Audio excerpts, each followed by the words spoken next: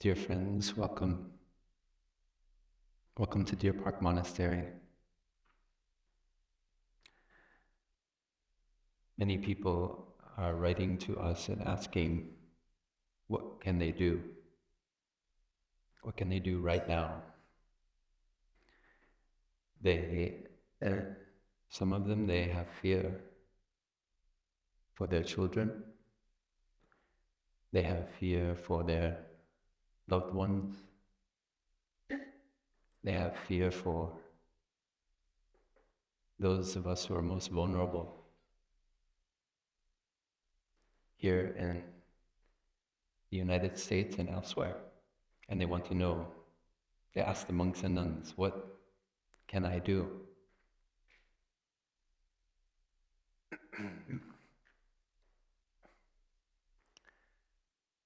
In our mindfulness trainings, we commit to strive to take a stand against injustice. That is our commitment that we make when we recite the 5 mindfulness trainings. And we, as monastics, we make the lifelong vow to be truly free. So we need to understand what is freedom. We need to study and understand more deeply what does it actually mean to be free. Mostly we think about the political freedom when we hear the word freedom. But it turns out if we're not free in our heart, we cannot be politically free. It's only a sham, a magical illusion of freedom. You get a choice between your prison. Would you like a prison with bad food and bars, iron bars, or would you like a prison with deluxe designer couches and high quality, unlimited entertainment?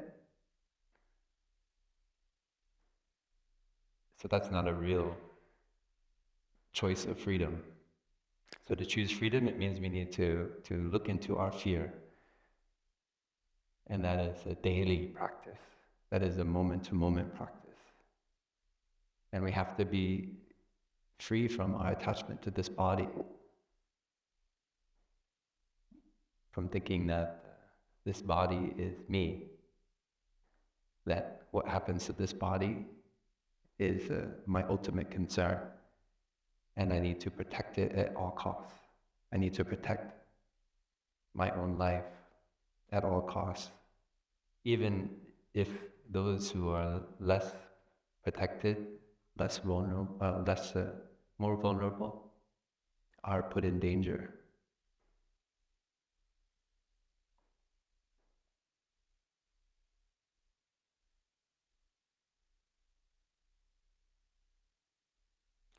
In the 1930s, many Austrians, they looked on with amusement as Austrian Jews were put to sweep and clean the roads and given demeaning jobs.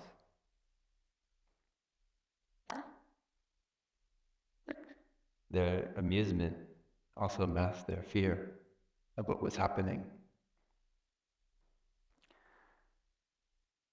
And when I was a young person, I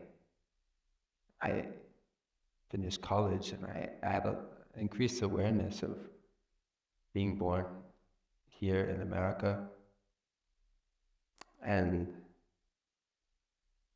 the dangers that my own life posed for people around the world.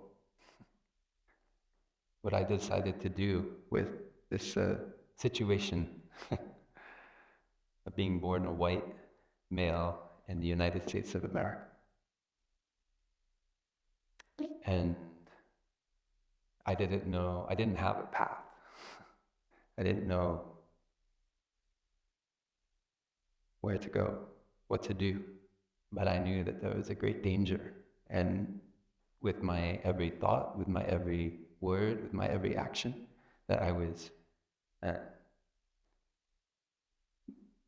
influencing the happiness or the suffering of my own future and the future of many others. And so I had a friend in Ireland. I called up and I said, "Can I come and stay at your house?" And I ended up spending almost 3 years and living in Spain and France, Europe, and I learned a lot during those 3 years. And especially, I learned about the lived experience of the authoritarian governments that had wreaked havoc in Europe in the 20th century. This was 1997, 1998. Maybe I'm dating myself a little bit.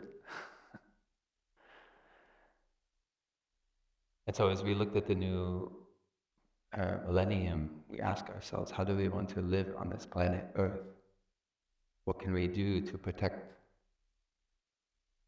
future generations from undergoing this terrible, terrible, horrific experience of fanaticism, of destruction?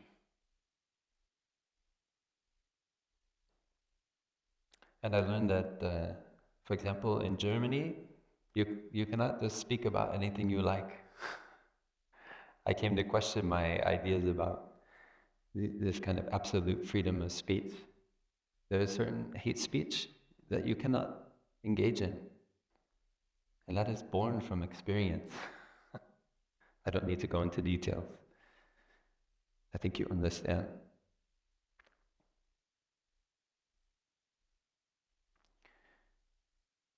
And our teacher also had an experience of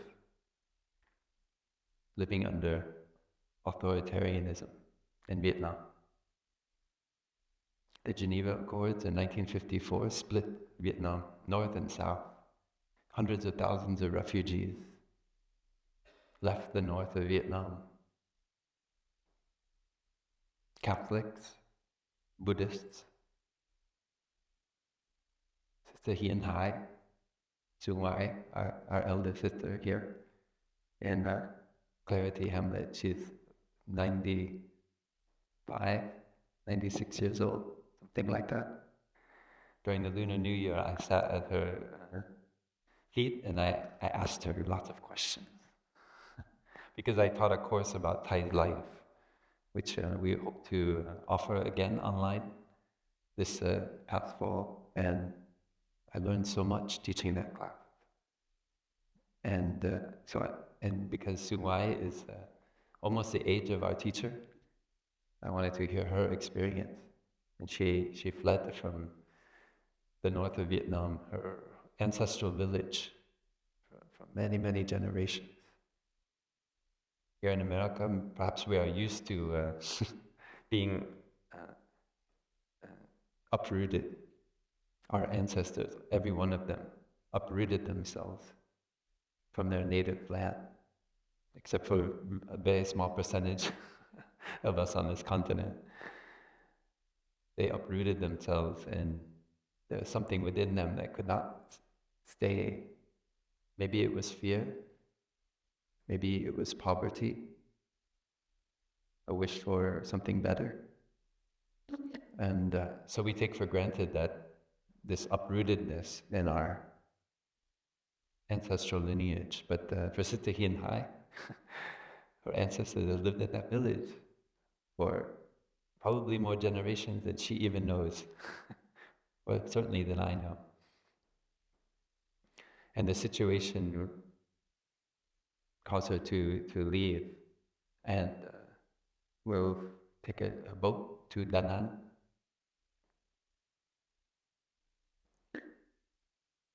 and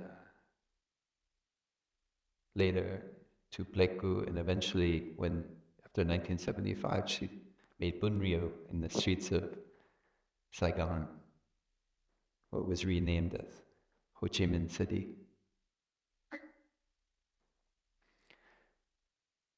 So Thai also experienced, after those that split in the country, the Ngo Dinh Diem regime. And many Americans here, we didn't know who this person was. We didn't know how the CIA was supporting his regime already in the 1950s. And he continued to use both religion and other means to create a repressive regime. Thai created the first version of what we experience here now, Deer Park Monastery, in a small piece of land in the mountains of the central highlands of Vietnam called Fragrant Palm Leaves Hermitage. First Thai was living in a hut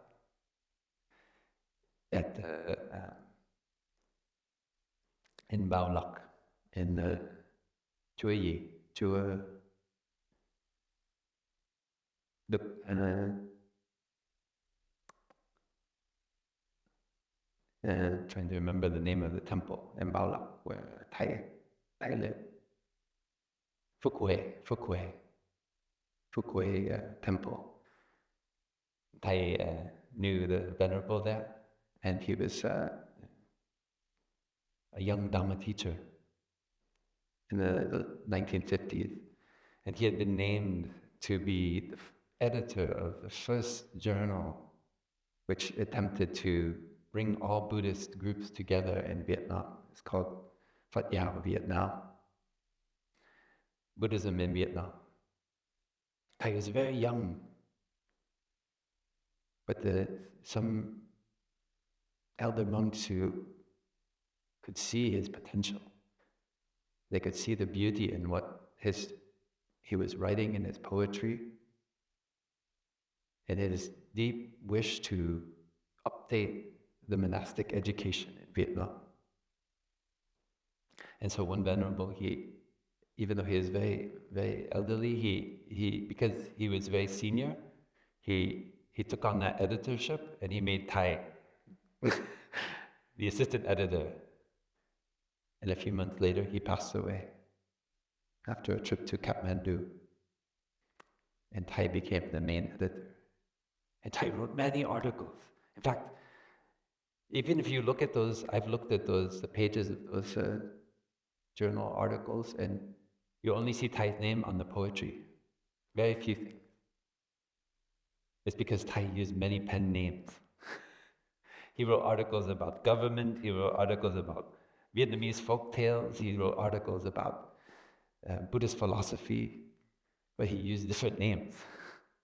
Maybe 50-60% of the articles were written by Thai. Maybe Thai had difficulty to find somebody else to write articles. I know I started the Deer Park newsletter, Hidden Mountain Record, and I heard we will get the second version tomorrow. And it's not easy to get the monastics to write articles. So I think it's a mix that Thai had his vision for Buddhism in Vietnam, and he needed to express that, but also he could not find people to write the articles, so he wrote them himself. And Thai became frustrated. At that point, he was living in the hut in Phúc Huế temple, and he said very strong things about the monks who didn't want to give up their little fiefdom. You know, different areas of Vietnam were controlled by different monks. And in order to bring Buddhism together and reform monastic education, that means they had to let go of some of their power. And some venerables stood in the way, they blocked this change that was happening. Thai wanted to bring science, Thai wanted to bring Western philosophy, aspects of Western education into monastic education. And some venerables, they blocked the way, and they cut the funding for the Journal of Buddhism in Vietnam. Thai was so hurt. Because when you're a young person and you have a deep aspiration, you depend on the support of your elder brothers and sisters. And to feel from the institution that Thai is cut off, so painful. Thai doesn't care about Ngô Đình Diệm. Thai doesn't care about the government and all these things. But Thai cared deeply about his elders, that they feel he's doing something that could be harming the Buddhist tradition. And so Thai had to nurse those wounds in himself. And so he put a sign up in the hut that had phấn bởi áp, fragrant palm leaves hermitage. And that began a movement, and Thai brought together young people, not only monastics, also Buddhist practitioners, and they found a piece of land, and they agreed with the tribe members to buy that land. The tribal members, they could not even read or write. They had to put this kind of scrawl or the thumbprint on the document. Yeah. And later, Thai said that the communist government would use that document against Thai. That Thai is a land owner. He's a land-owning monk. He's not a simple monk. But so even when Thai started Plum Village, he didn't put his name on anything. That caused us problem later. He put it in that person's name, that person, but then one man, he passed away, and then his children, they said, we now own the upper hamlet of Plum Village. Anyway, I won't get into that story. But Thai, I think that was the last time Thai put his name on something, because he saw how it was used to attack him. So Thai had a lot of experience with people having wrong perception about Thai's intention, Thai's wish for people to be free, for his brothers and sisters, his monastic siblings, to really touch the beauty of the Buddha's teaching, to wake up. And he had to learn as a young Dharma teacher to deal with the jealousy and hatred and the misunderstandings of those even close to him, even some of his Dharma brothers. And that the fragrant palm leaves hermitage had a beautiful flower, but they started to get too much attention from the Ngô Đình Diệm regime, and they started to attack one of the intellectuals living there with Thai. He was imprisoned when he was in Bao Lak, in town. And Thai knew that soon he would not be protected. Even though he's a Buddhist monk, he would not be protected.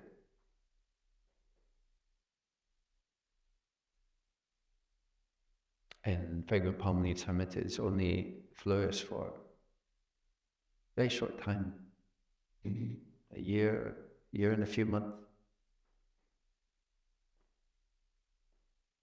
And Thai knew that this minority that was in power in his country, was causing so much damage, was supported by the United States government. And so he wanted to learn, what is it in the collective consciousness of another country that makes it support such a regime in mind. So Thai applied for Fulbright scholarship. He came to study in Princeton University, 1961.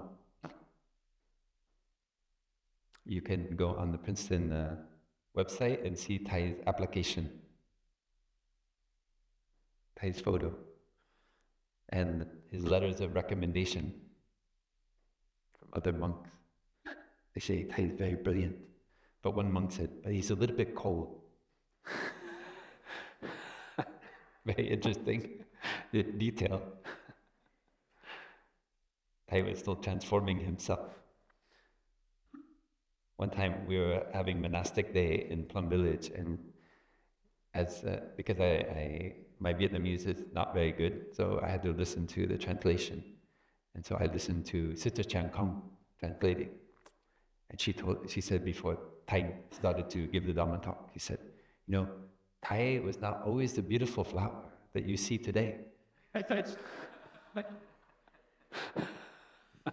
don't know what she meant by that statement.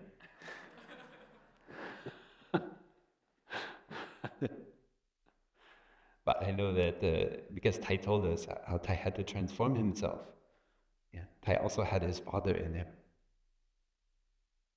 Thai once told us, Thai's father only became angry once a year. But when he became angry, everybody knew it in the household. So Thai also had to transform his anger. And most of my monastic life, I practiced transforming my anger. Luckily, I have very patient monastic siblings. Some are more patient than others.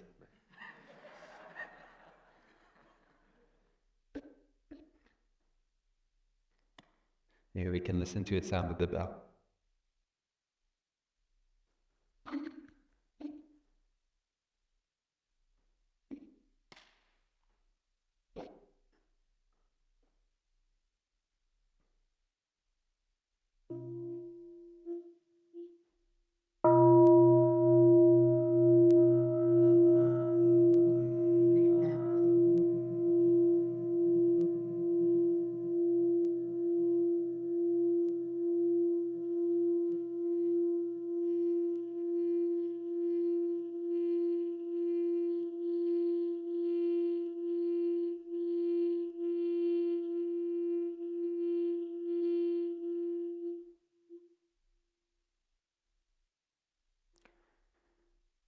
So Thai came to Princeton to understand what is it in the collective consciousness of the United States of America that causes so much violence in my country, so much ideological conflict, dividing families, brother from brother and sister. He wanted to learn how to resist tyranny. And so he studied many different religions. He studied with some of the great ethicists and scholars of that time in religion at Princeton, later at Columbia University. He wanted to understand how he could go deeply into his own tradition and find the ways to resist this kind of tyranny, to assure freedom, how to build a community of resistance that is lasting. And he saw in Vietnam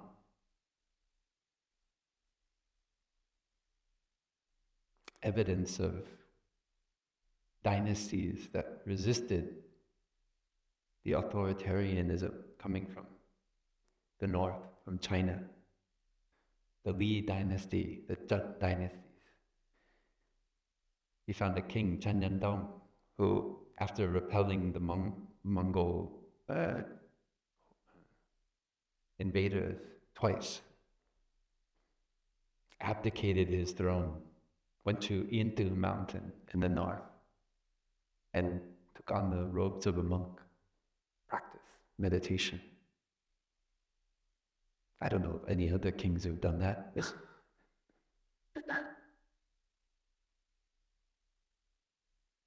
He clearly is not interested in power and authority and controlling. He wants to be free, truly free. That is a real kind of ruler. And so we need to look in our lives for real leaders who want to be free, who have compassion and understanding in their heart. Because they will not always be in a political position. Sometimes it happens, but do not take it for granted that those in positions of power will have understanding or compassion. So he found these elements of true leadership in the history of Vietnam, and he looked deeply to see how he could build a community, how he could teach Buddhism in such a way that the young people in Vietnam would have hope for a better future, for freedom, inner freedom and political freedom.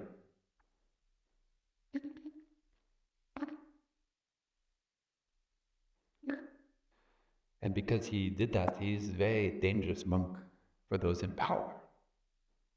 And so when he spoke, he came back to the United States in 1966, May of 1966, invited by Cornell University to speak about Vietnamese Buddhism, but I didn't speak a whole lot about Vietnamese Buddhism.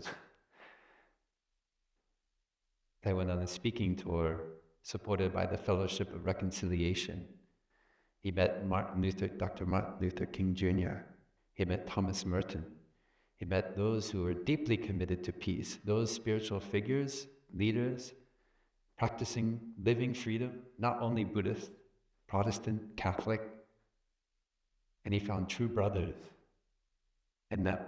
He saw that there is something in the spiritual path that can assure us freedom. And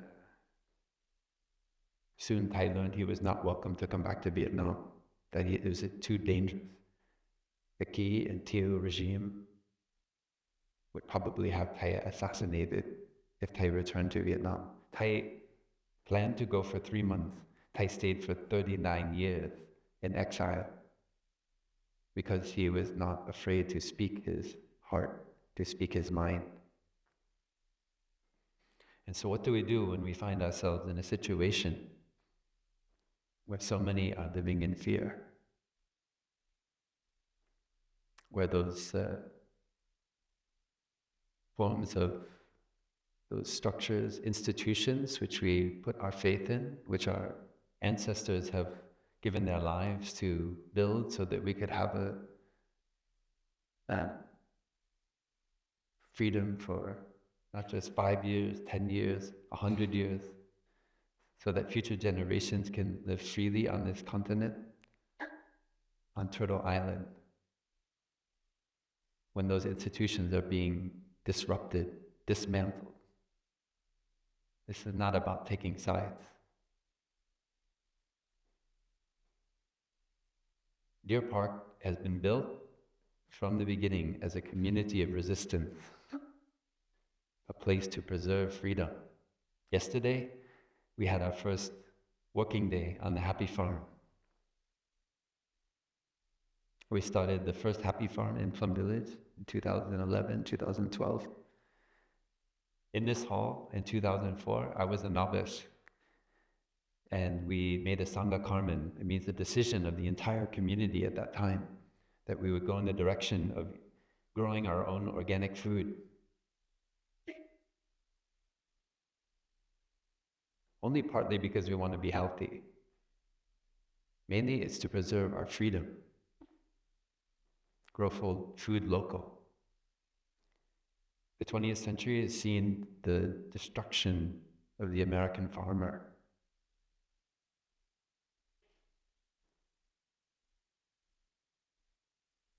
One of our neighbors, Spencer, at Sage Hill Farm.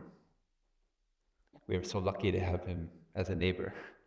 7 years ago, he started a farm on his parents' property that he'd grown up on, run around as a kid. Now he's growing tomatoes, salad greens, kale, all organic, using human power. The only machine he has is a kind of, ATV, all-terrain no vehicle to drive around on the property because it's quite uneven. He is creating a community of resistance, of resistance and resilience. He offers boxes of fresh veggies to the homeless shelter in San Diego, so that people who are living on the street can have fresh food, not just canned food. But he is bucking the trend.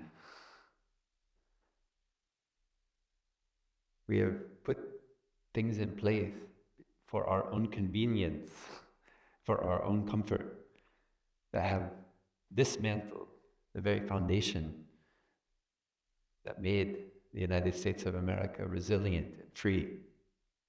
And now we are dealing with a situation.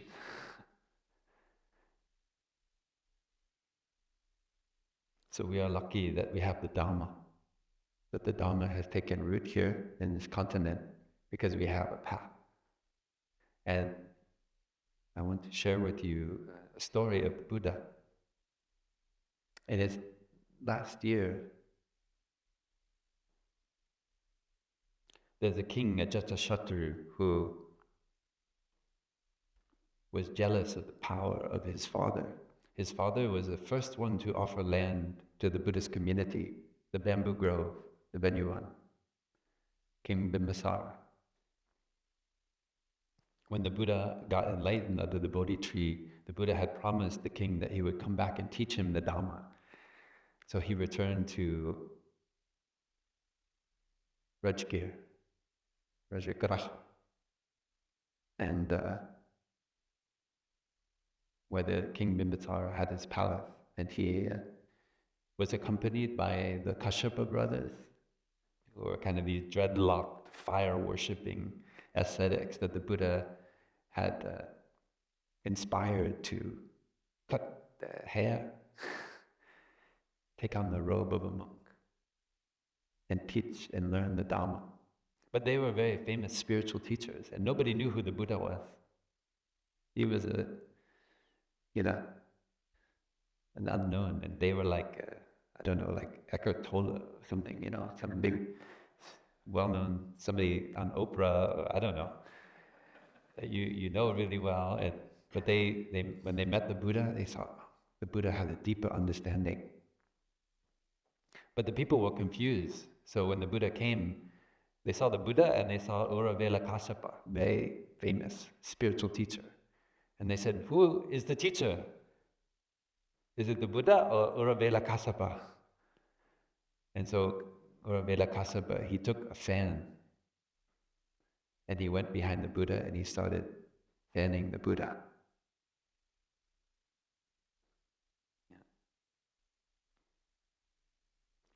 And King Bimbisara came and he saw the early Sangha, the Buddha, so happy, so inspired by what the Buddha had realized and done. He could see it in the Sangha, in the mindful steps of the monks that followed the Sangha. The people in the town, they heard about all the young men shaving their head, putting on the ochre robe of a monk. So they said, hide your sons. Don't let them meet this person. We don't know what's happening. He went out with his hair, he came back like this. I don't know what happened.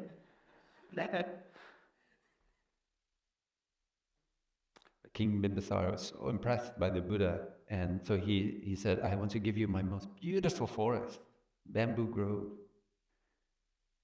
I want to give it to you, dear Buddha. And the Buddha said, no. Don't give it to me. Give it to the Sangha in the 10 directions. And that tradition has continued until today. This land of Deer Park, it doesn't belong to me. It doesn't belong to Thầy Phap Luu. It doesn't belong to Thai. It belongs to the Sangha in the 10 directions, the noble Sangha. We are only stewards of this place. We are not landowners. And it is here for you to take refuge in. We practice to protect this space and all the living beings in it with our practice of the Dharma, of mindful breathing, mindful walking, mindful eating. But it is there for everyone to enjoy. The mountain bikers who ride their bikes up. We have some kids with very fast bikes. They ride up the hill like 35 miles per hour. It's like electric motorcycle. Yeah, the other day they rode up, they came down here and they invited the large bell, bong, in the middle of the day. Like they want to make a prank. So we practice tolerance. So that is the spirit in which the bamboo grove was given to the Buddha. And so that was early on the Buddha's path. But the story I want to tell is about the last years of the Buddha's life. And this King Ajatashatru had somehow, we don't know exactly, there's different tellings of the story, but he was jealous of his father's power. And he didn't want to wait until his father passed away to inherit the kingdom. So he imprisoned his own father and eventually starved him to death. And he felt incredible remorse, but he was torn by his lust for power and control. And he also colluded with the Buddha's cousin Devadatta. And Devadatta wanted to make himself the new Buddha, like better than the Buddha 2.0. And he colluded with King Ajatashatru, who had compromised his own integrity to get the kingship. And they tried to kill the Buddha, but they were not successful. They had somebody roll a boulder down a mountain, and it only wounded the Buddha's toe a little bit. He had a little bit of blood. They sent an assassin, but the assassin lost heart in the middle of the night, when he met the Buddha. They sent a raging elephant, a bull elephant, came stampeding towards the Buddha on the Buddha's on alms round. The Buddha just enjoyed mindful walking. He didn't give in to his fear. And the elephant stopped right in front of the Buddha. The Buddha just put his hand on the elephant. So Ajatasattu, he suffered so much, and eventually he was in so much suffering that he tried every other spiritual philosophy, but eventually he realized the Buddha's teaching was the best. And his minister, who was the physician of the Buddha, invited him to come and get teaching of the Buddha. And so he came, and there were many monks around, sitting in total silence. And suddenly the king thought it was an ambush, that he was going to get killed.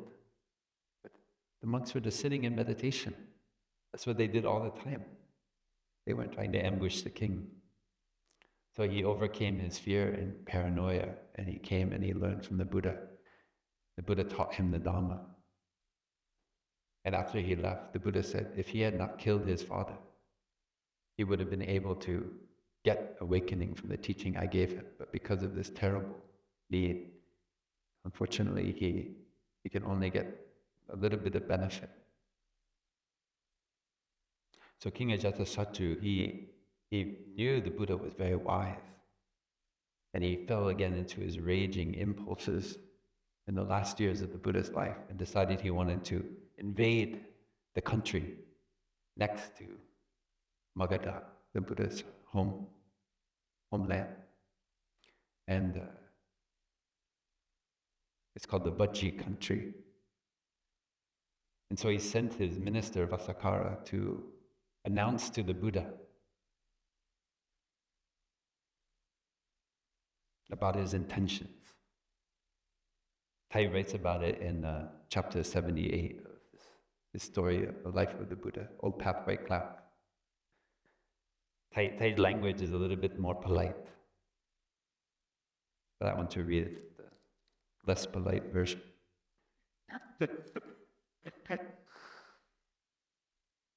Because we are hearing all kinds of things every day in the news, and I think it's equal in levels of outrage as what we're hearing on a daily basis. I shall wipe out these Vajjis so mighty and powerful. I shall destroy them and lay ruin and devastation upon them. So that's literally what's recorded. Yeah. I have a couple other versions just for posterity's sake.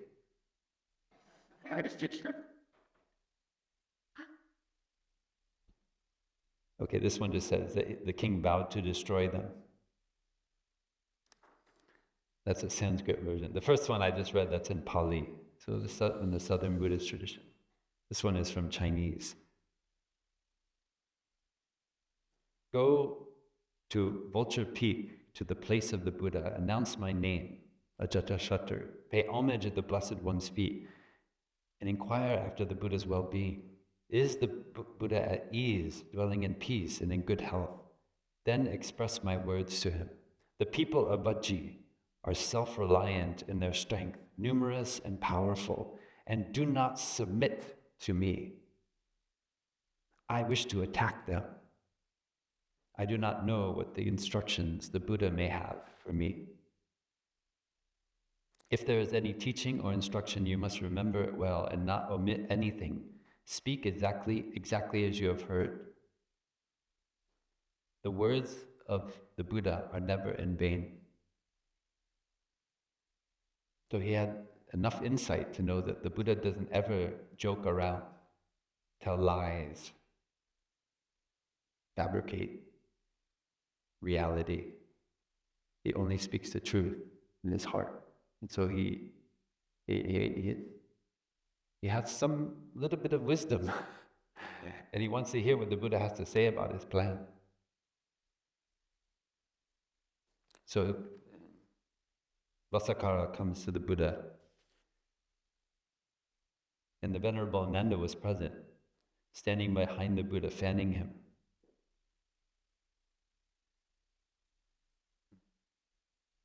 The Buddha turned to Ananda and asked, Venerable Ananda, have you heard whether or not the people of Vajji still regularly gather together in large numbers to discuss politics? Ananda answered, Lord, I have heard the people of Vajji often assemble in large numbers to discuss the political situation. Then the Vajji people will prosper, Ananda. They cannot be destroyed so easily. And tell me, do you know whether or not they still display a spirit of cooperation and unity during their meetings? Lord, I have heard they enjoy great cooperation and unity. Well then, the Vajji people will prosper, will continue to grow. Ananda. Ananda, do the people of Vajji still respect and follow the laws that have been enacted in their country?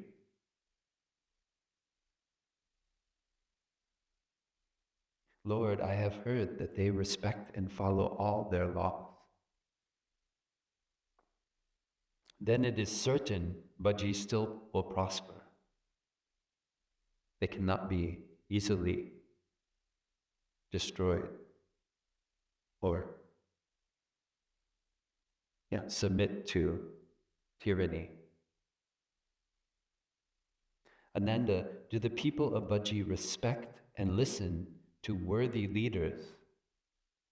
those of virtue who speak their heart, who are not interested in power and control, but only want freedom and to protect those who are vulnerable. Lord, I have heard that the people of Vajji respect and listen to worthy leaders. Then it is certain their country will still prosper.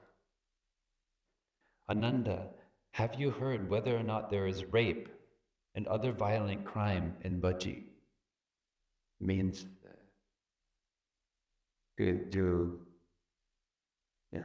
is it fallen into lawlessness and violence? Yeah. Paramilitary groups of men going, raping women, stealing, stoking fear in the hearts of people. Lord, there is almost no rape or other violent crime in their country. Then Vajji continues to prosper. Ananda, have you heard whether or not the people of Vajji still protect and maintain the shrines of their ancestors? The peoples who've lived there for centuries. We have our shrines here in America. The Rocky Mountains, Yosemite Valley, arches, Joshua Tree, the ancient drawings of the Anasazi, the mountains, the Cahokia, the Ohio River.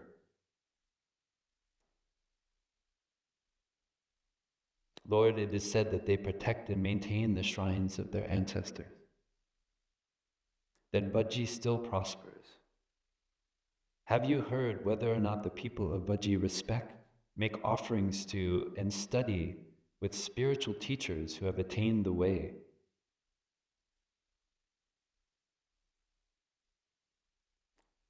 Whether they are Christian, whether they are Muslim, whether they are Buddhist, whatever their spiritual path, those who have true happiness and joy, who let go of their fear. I'm adding a little bit to the Buddha. What the Buddha said. Lord, they continue to respect, make offerings to, and study with spiritual teachers who have attained the way. Ananda, it is then certain that Vajji still prospers. Ananda, some time ago, the Buddha had the opportunity, or the Buddha used the term Tathagata to refer to himself. The Tathagata, I had the opportunity to speak with Vajji's leaders about these 7 practices which make a country prosper. They're called the 7 practices of no regression. It means you cannot regress to tyranny, to authoritarianism. If you practice these as a people, if you come together regularly to talk about what's happening in person, not only on Zoom, it has to be in person. Places like Deer Park, everywhere we can create places where we come together, we talk about what's going on. Don't sit in your house alone with fear in your heart on a screen. It's not enough. That's not the way. That's not sufficient to resist tyranny.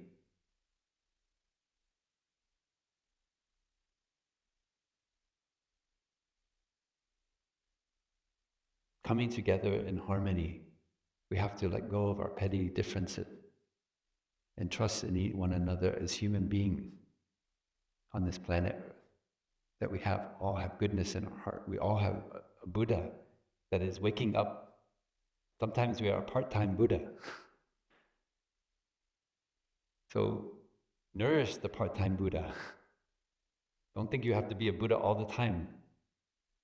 Yeah, but then you just think it's like the Buddha is somebody who lived 2,600 years ago. And what a pity that we are in this Dharma ending age and this kind of gibberish, rubbish. The Buddha is in every one of us. Dr. Martin Luther King Jr. is in the heart of every one of us. Walking in Selma, in a jail in Birmingham. In 1968, when King was assassinated, Thich said, America can produce a king, but it cannot keep a king. It means Dr. Martin Luther King. Thich could not eat for almost 2 weeks after the assassination of Dr. King. And he made the deep vow to continue the project they had discussed together, which is to build a beloved community. A community that lives in harmony and awareness. And that is what we are doing here. We're not trying to propagate Buddhism. We're not trying to, we are happy when people shave their head and become monks and nuns. I think you can guarantee a lot of freedom and happiness for yourself if you take that path. But we're not only here to make monks and nuns. We are here to build beloved community, multifold community, to protect everyone, even those who have choices in their life about sexual orientation, gender, that we may not understand.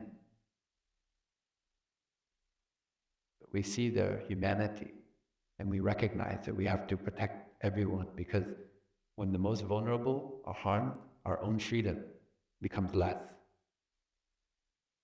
And that is a lesson from Germany in the 1930s. And you can read about it in many books. I don't need to tell you. But with the insight of no self, we see that there are these patterns that happen in history. It's not about personalities. The mistake is that we think it's about personalities. We need to look at the patterns and learn from our ancestors, the situation they found themselves in. We need to practice mindful breathing, mindful walking, and look beyond just our idea of a self and observe what is happening with non-fear. And we don't feel like we have to do it alone. We have a community. This community is beloved community. And there are beloved communities everywhere when we look for them. People with real understanding, with compassion and love in their heart. And we don't have to agree 100%. I think I heard Thai one time asked one of our sisters. He asked a few of the monastics. I was not there, but I heard this story. They said, how much harmony do you think we need in the Sangha? And some of the monastics, because they know that Thai loves harmony, so they say, 95% Thai. Said 100%, 110%. And what I heard Thai says, I think 60% is good enough. If we can have 60% harmony, it's good enough. Yeah. But when you abandon your community because of small, petty conflicts, you lose a source of strength, your source of resilience. You lose what is most dear, which is the beloved community. So why would you leave your community because of such little bit of disharmony? We have to look beyond our ideas of perfect. The perfect is the enemy of the good, right? That's what we say. And see that no community is perfect. But in a community where there's a real practice of mindfulness, concentration, and insight, those words you see up there on the stained glass window in Sanskrit, that there is the Buddha, there is a Dharma, there is a Sangha. Even that community is imperfect. And Deer Park is not perfect. But we have the Buddha within the Deer Park community. We have the Dharma within the Deer Park community. We have the Sangha within the Deer Park community. And so we have no trouble with a little bit of misunderstandings or wrong perceptions. We can overcome that because we see that we can, together, we can preserve freedom. We can grow our freedom. Just like the Vajji people, we know how to come together and talk about what's going on in Dharma sharing, Dharma discussion, which we will do right after this Dharma talk. We know how to come together and in harmony and live in harmony to make consensus-based decisions, democratic decisions. No one person makes all the decisions here at Deer Park, not even just some of the decisions. We know how to protect ourselves from tyranny, from authoritarianism. Thai trained us in how to do it, and we continue to do it every day. And we also know how to rebel a little bit when somebody becomes a little bit too powerful. We know how to preserve democracy in the Sangha.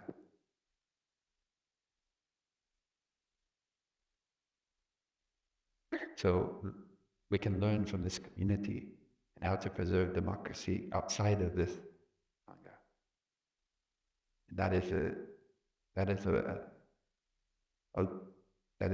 a work for us to do.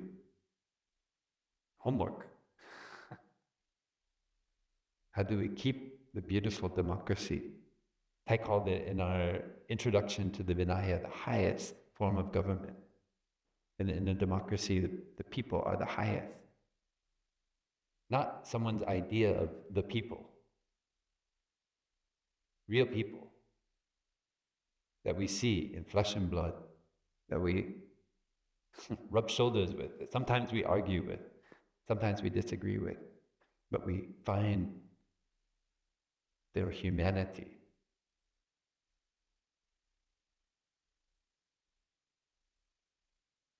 We know how to respect elders who are wise. There are elders now in the United States, like Timothy Snyder, Robert Reich, the former Secretary of Labor.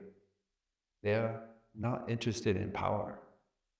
They want to know how we can preserve our freedom, given what is going on, so we can listen to what they have to say, and many, many others. Jane Fonda.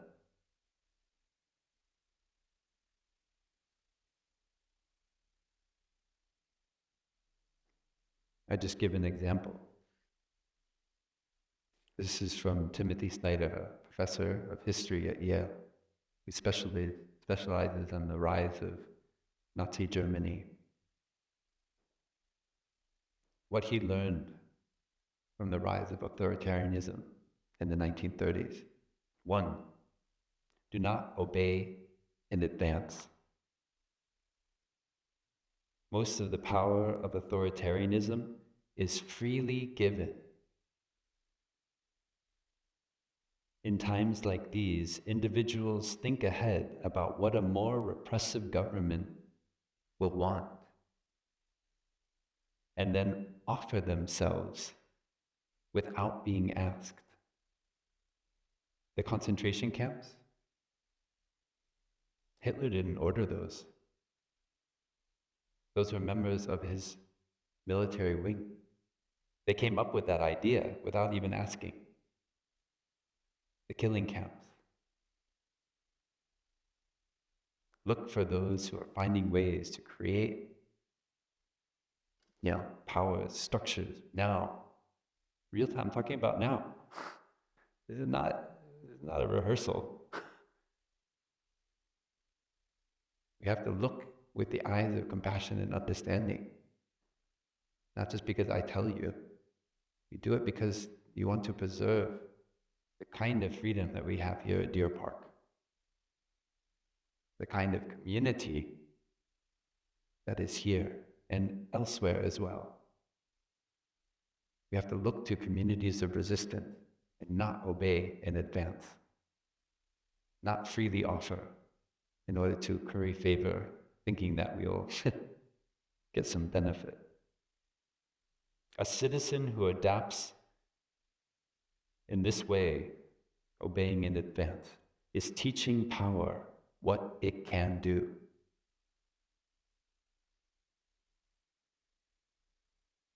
I'm skimming. Defend institutions. I know there are institutions full of bureaucracy, full of inefficiency, but they're also human institutions. And they have protected our people, our education system, our national parks, our workers. We have to pay attention.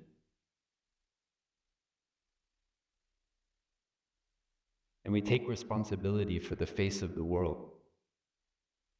It means when we see symbols of hate, we find a way to remove them. We do not allow hate, words of hate, signs of hate. That is when you look around Deer Park Monastery, you see every word has thought and intention. Every display, everything that we do, the way this meditation hall is built, the way we clear our trails, is with the spirit of nonviolence and creating a language of hate and understanding, a language of love to resist, the tendency towards sensual desires, and now language of hate that we find outside in the world. So I just touched on a few things because it's just a short time for this Dharma talk. But I really wish that we all look deeply into ourselves and see what we can do, because you have the power to change the future. Don't for a moment fall into defeatism. You have agency in your life. You can decide what you think, what you say, and what you do. That is a great power that mindfulness can. And the future is still not yet written. So don't numb yourself with consumerism, entertainment, so forth. Come out, work on the happy farm. We announced the new Thich Nhat Hanh School of Interbeing at the foot of the mountain. We want to raise our children in such a way that these very human qualities are made strong in their consciousness so that they can preserve freedom, happiness, and joy for future generations, because they will be the leaders of the future. We're going to throw so many positive projects at you, and we want you to help us, because that's what we need now. Because Thai told the people in the village of Vietnam that was bombed the first time to rebuild. When it was bombed the second time, they came to Thai and they said, "What should we do? Maybe we should just give up." Thai said, "No, we have to rebuild." And when they bombed the village a third time, they were lost in despair. What is the point of rebuilding? They will just bomb it again. They think the Viet Cong are in our village, and they think the only way to keep them out is to destroy it. They said, "You have to rebuild. You have to rebuild." Told them, "You rebuild that village." And that is the spirit that we have here at Deer Park. So whatever will come our way, we will rebuild. We will build the happy farm, we will build the school, we will continue to build with your help, because we need these institutions. We need this kind of new way of looking at the world that can help us to resist and not fall into the situation in Germany in the 1930s. Thank you for listening, and I wish you all happiness and health.